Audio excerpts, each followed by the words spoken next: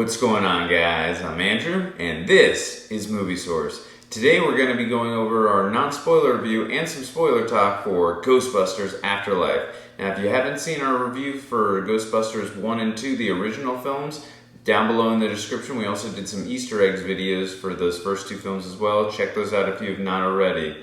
We'll let you know when we go over, we're about to go over the spoiler talk, so if for some reason you have not seen this film yet, we'll let you know when we're going to be going over the spoiler warning so you don't get spoiled on anything. Now, coming into this, if you've watched either of my reviews, you'll know that I'm obsessed with the first Ghostbusters film. I think it's absolutely timeless and amazing. I love the chemistry and the four main characters. They're just so wonderful together. That's what really clicks and makes those films work for me. Now, Ghostbusters Afterlife, I did actually really enjoy this film. It was entertaining, it was enjoyable. It was a lot of nostalgic moments and heartfelt moments, and there was a lot of beautiful paid tribute to Harold Ramis, which I really appreciated. And I'm glad that Jason Reitman ended up directing this, which, as we know, that his dad said the Ghostbusters were full of crap in his Ghostbusters 2 cameo appearance. So I'm glad he was the one who directed this, because obviously, being his dad as the director of the first two films and Ivan Reitman, he understands this world, these characters, and just what makes this world work. And I thought he did a very nice job with this film.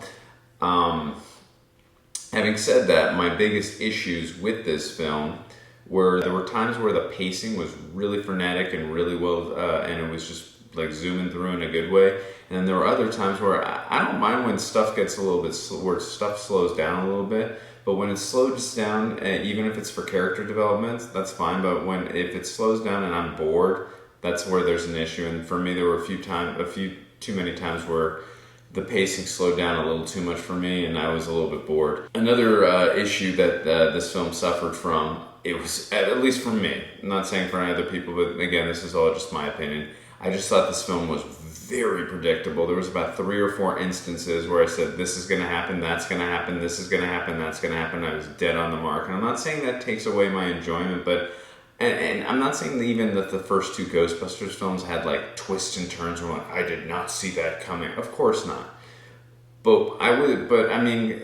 And granted, I was growing up watching those films. I wasn't an adult when I watched those films, but still, when I watched those films, I was not able to clearly predict everything. Like the very big things that were about to happen, like I was in this film, and there were some really obvious things that are about to happen, and took a little bit of enjoyment away from my viewing pleasure, at least, while I was watching this film. The other thing that this film suffers from, again, and it's not the fault of the film, this isn't a bearing on the film, but being that you don't have the original 4 cast members starring in the film. I didn't say they aren't in the film, I just said they're not starring in the film.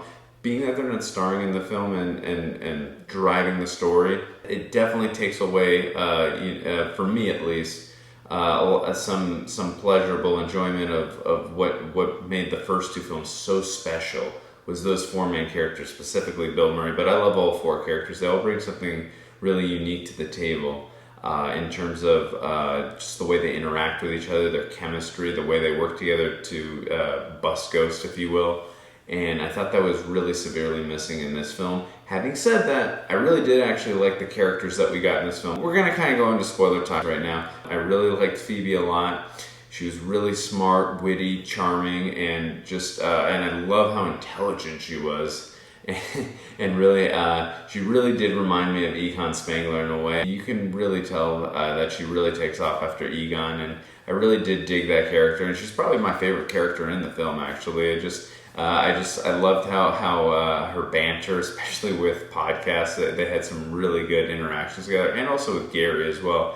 So I really did actually enjoy that character. Like I said, she was probably my favorite character. I really did like podcasts as well. He's definitely the comedic relief of the film for sure. And I really, again, just watching him and Phoebe do their thing, and then just watching the team grow, I just really thought it was good cohesion again, good work, good teamwork there as well. I really liked Paul Rudd's performance as well as Gary. You can tell how much of a Ghostbusters fanboy he is, especially what happened in the 80s, the 1984 film. He's a big fan of that event. He also, is very puzzled and mystified by what's happening in the town that they're in with all the earthquakes and stuff, because they don't live like on a fault line or anything like that. So it's very confusing for him, and I thought his character was very well written and very well acted. This film is very well acted too. Everyone, and there weren't any characters. I was like, that was a poor acted job. So I thought the acting in this film was very well done, very meticulous and methodical. And I really also thought that the actor from Stranger Things who played Trevor, he did a great job as well too.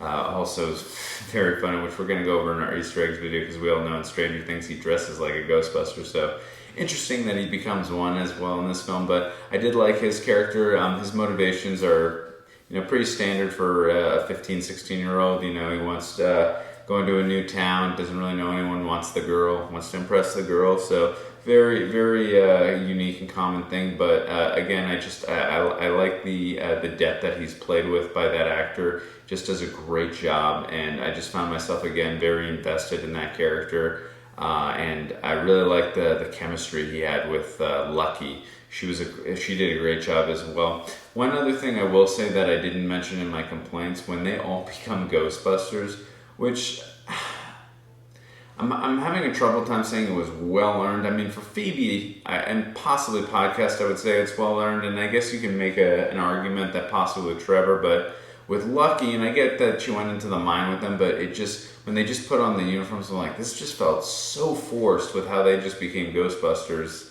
Whereas in the first film, it was really well earned when they became Ghostbusters.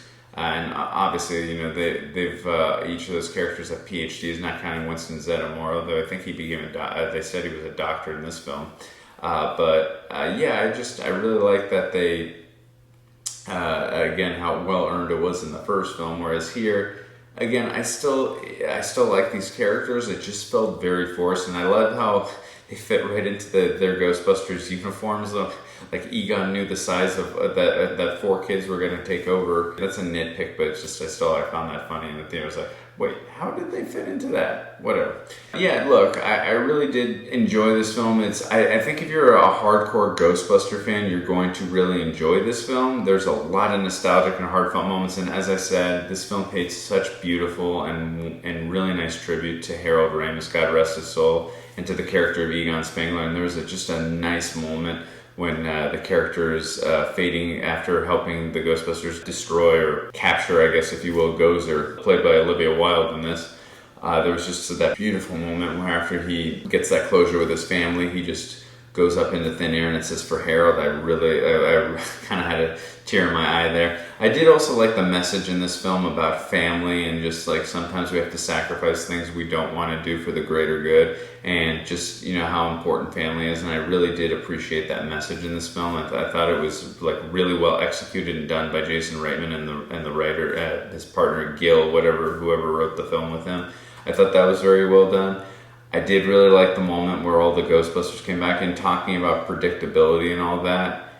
I mean, and I'm sure most of you, I'm not saying it was just like it was a me thing. I'm sure most of you saw that was coming a mile away, but that's one of the predictable things I knew was going. Like, all right, Peter, Ray, and Zeddemore, even though I want them to come back, it's like it's so obvious that they're going to help out here, especially. I mean, once she made that phone call to Ray, you knew that was going to happen anyways, but that was a predictable moment. I knew Zool was going to come and get Callie as well. That was such a predictable moment. Again, it doesn't hurt the film, but it's just for me, I hate predicting things. It's very cliche to say, but I don't like predicting things personally. That's just a me thing, okay? If I'm able to predict something, sometimes it takes, for me, it takes a little bit of enjoyment away from me. I like being a little bit surprised. I'm not saying I need a twist or a turn or something, but I don't like being able to predict things is basically what I'm trying to say. But again, having said all that, I did enjoy this film other than the prediction, other than me predicting a few things that were so obvious. Some pacing issues, I thought.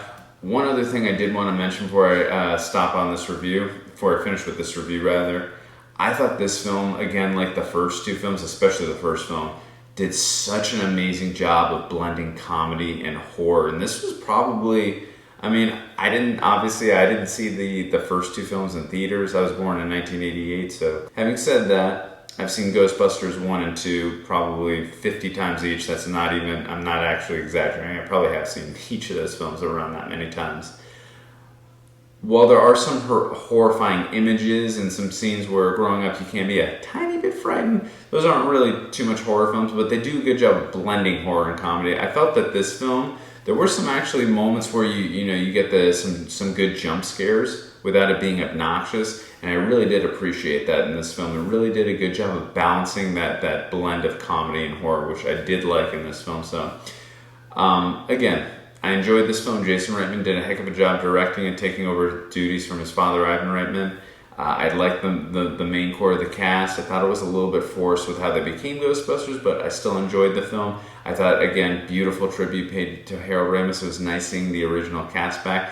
And also we got to see Janine back, played by Annie Potts. That was really great to see again. Also, by the way, just letting you know, there is a mid-credit scene and a post-credit scene, so do not leave the theater right when the film ends. There's 2 scenes in there, one of which is such a major callback to Ghostbusters 1 with Peter Venkman.